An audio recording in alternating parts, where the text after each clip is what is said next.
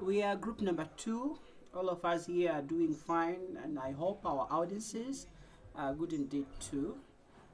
We are here to demonstrate on how to use Adobe InDesign, one of the program in Adobe, ambayo ni software ya kompyuta inayotumika sana na wabunifu wa michoro, wachapishaji na wataalamu wa masoko katika kutengeneza nyaraka mbalimbali za hali ya juu kwa ajili ya kuchapishwa ama katika matumizi ya kidigitali.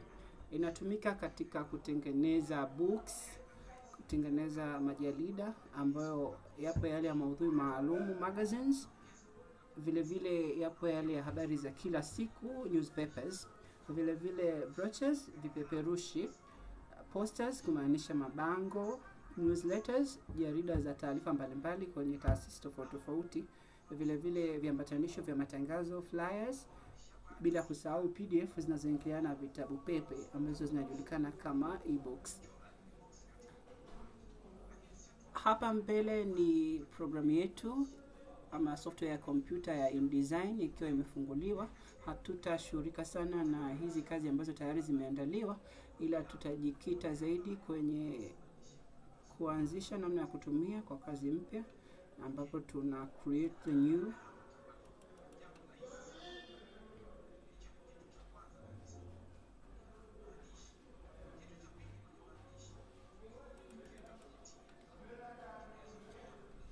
Ukifungua new document kwa mara ya kwanza itaonekana namna hii, ambapo kwenye details ya kwanza hapa ni sehemu ya kuandika jina la mradi ama gazeti unaloandaa.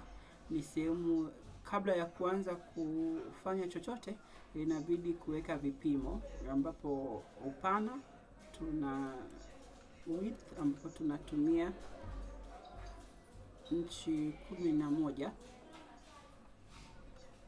Kabla ya kushughulika na width ama height, ngoja ni seti units ambayo inakuwa ni inches, ambapo upana ni 11.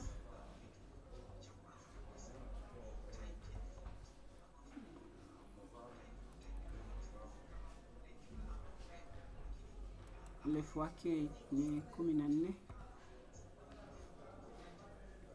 Gazeti letu inategemea kwamba linakuwa na pages ngapi. Mfano hapa gazeti hili lina page 4, ikianzia na front page ama facing page, taswira ya mbele ya gazeti ambayo ndio itakuwa kama page ya kwanza. Tukimaliza kuseti hivi vipimo na hapa tukiweka jina, ambapo kwa sisi